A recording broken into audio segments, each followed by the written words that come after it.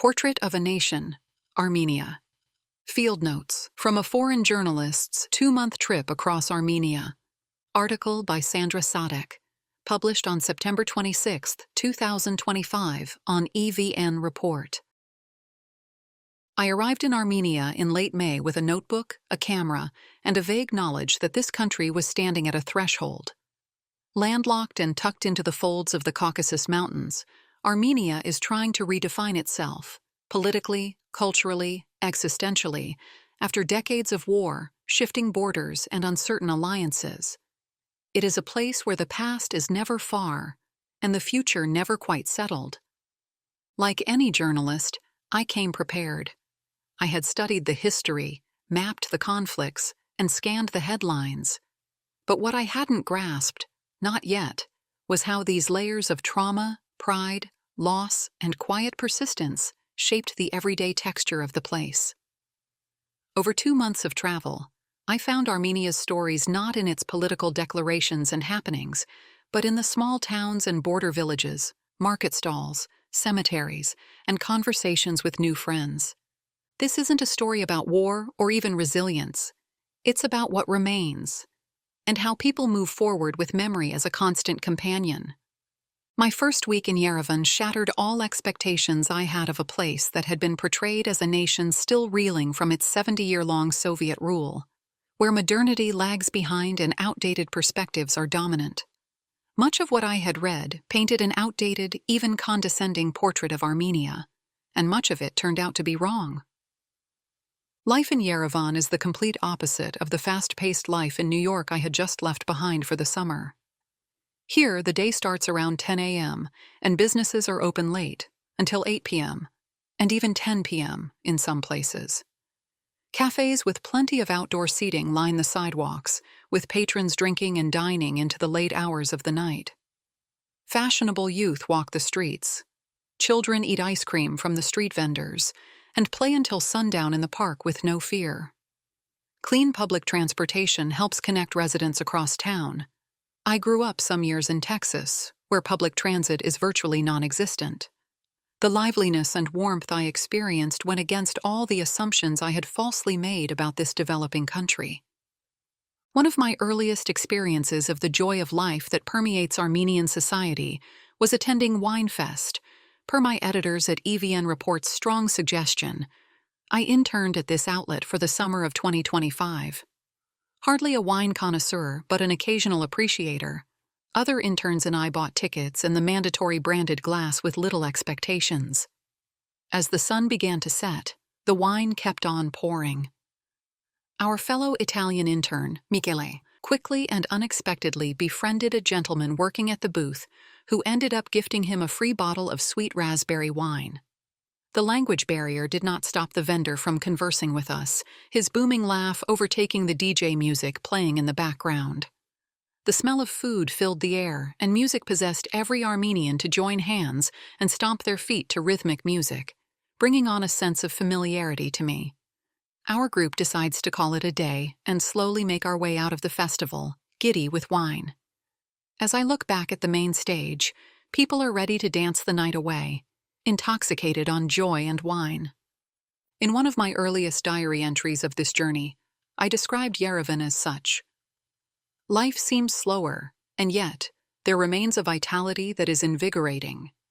It urges you to seek out new places, but also to sit still and take in the historic surroundings. In some ways, it reminds me of Lebanon, my motherland, but so much more modern and European.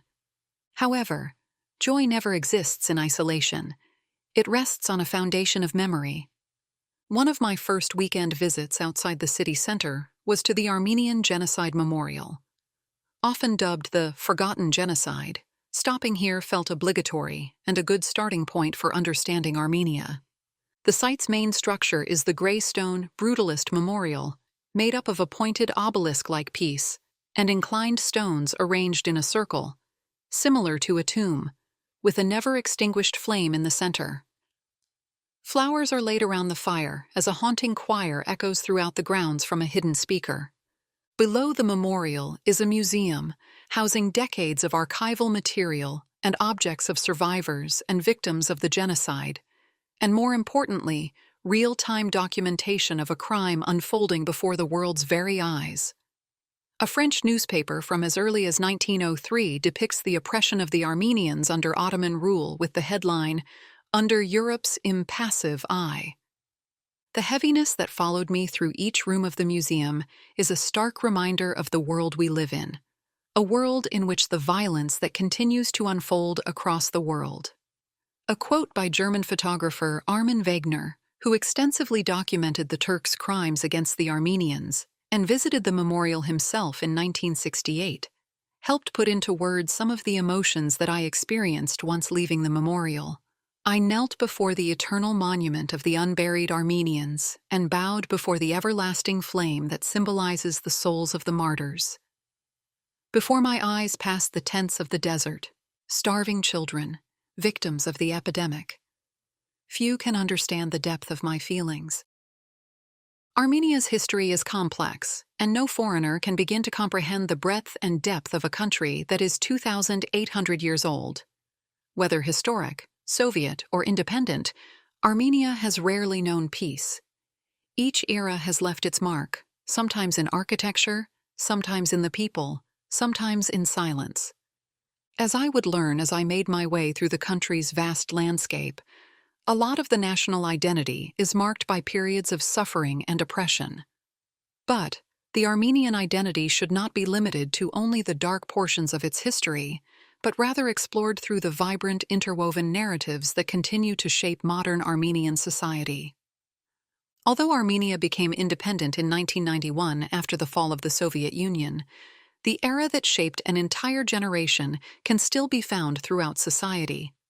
While the country has had a strong derussification process compared to most of the former satellite states, remnants linger in the background, from the Russian imported goods and the restaurant workers to the architecture and media still present.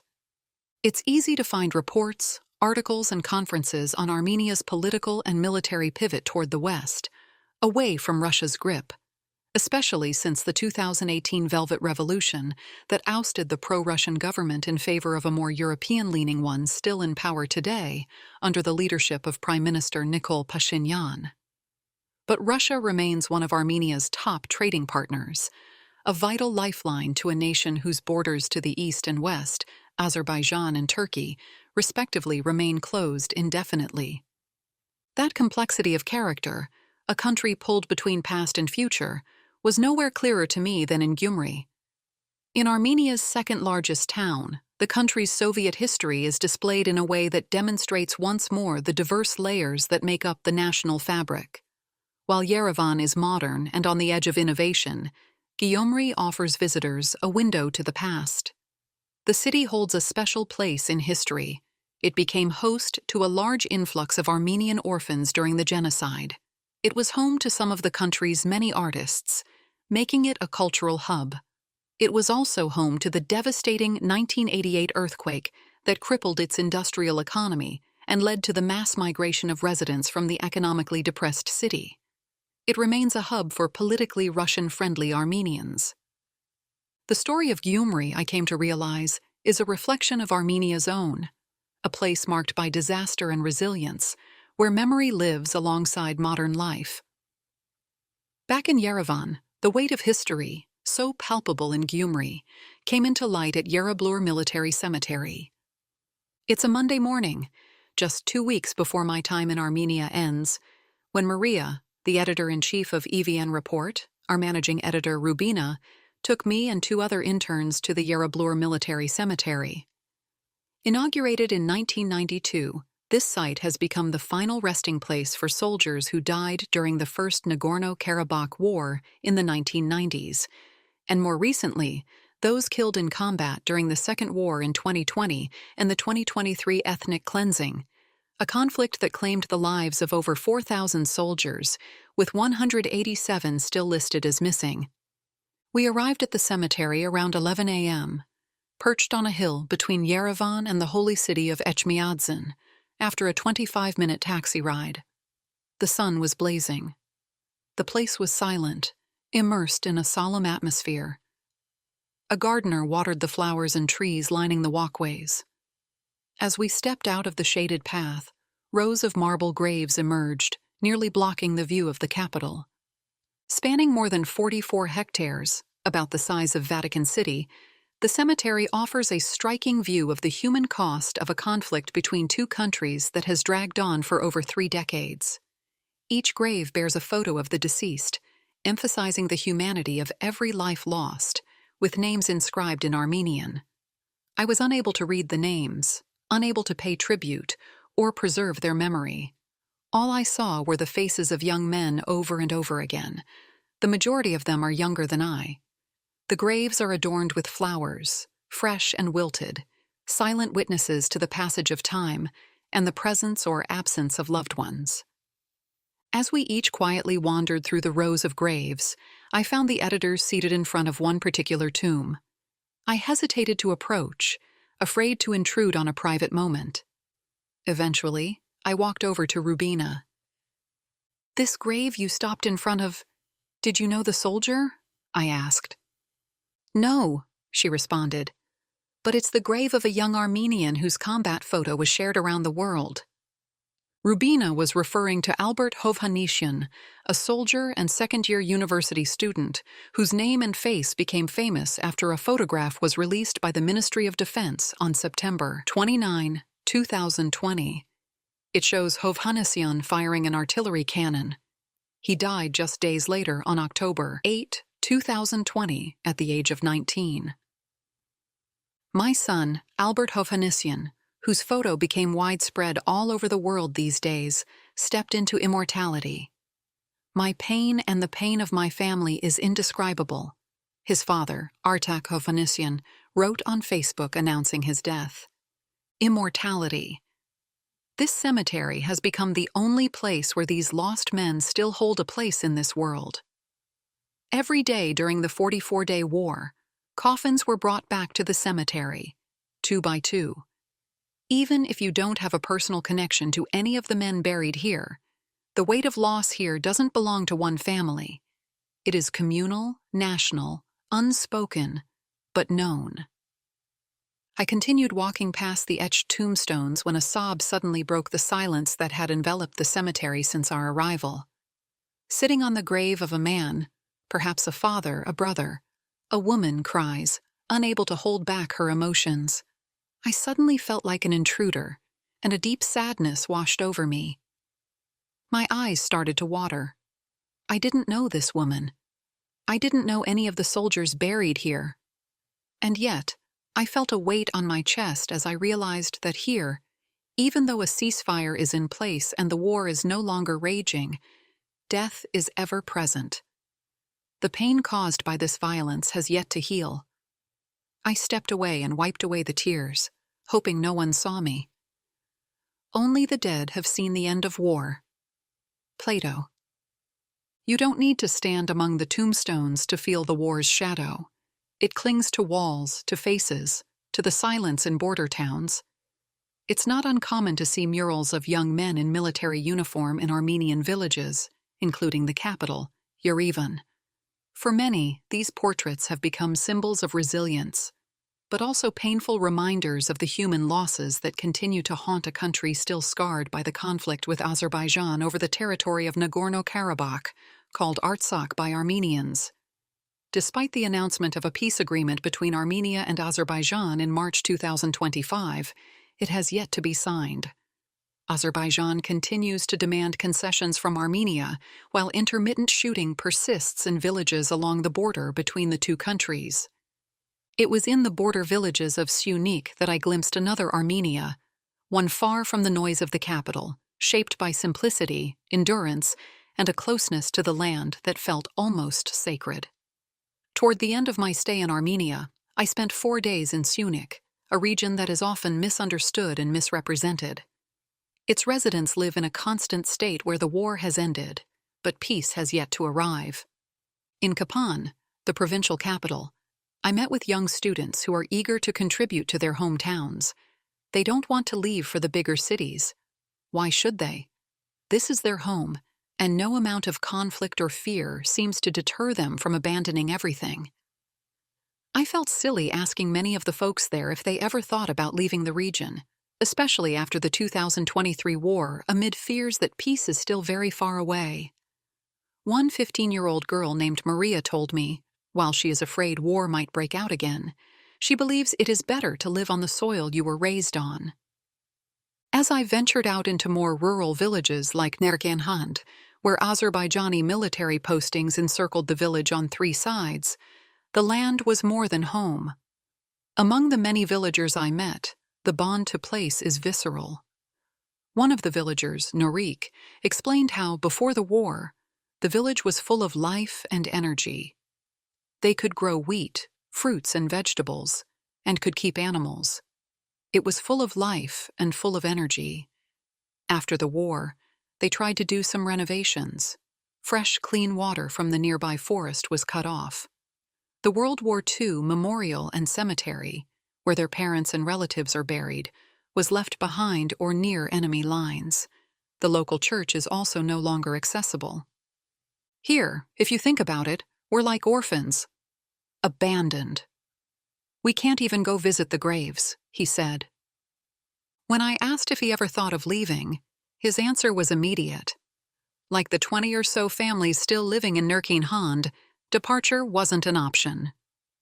We don't even want the word leaving to be mentioned, because if we leave this place, then you can count on this territory falling into enemy hands, Norik said.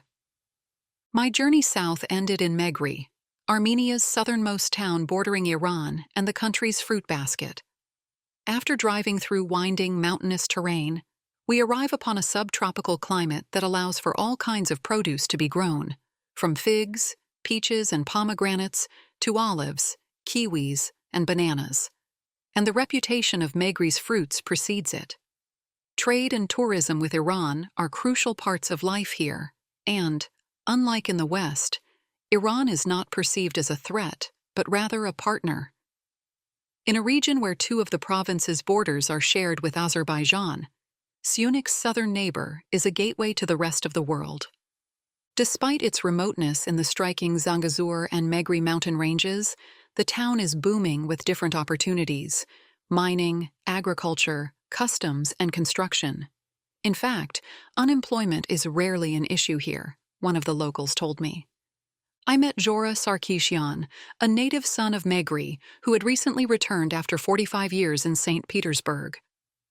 We walked through his lush garden, branches heavy with ripening fruit.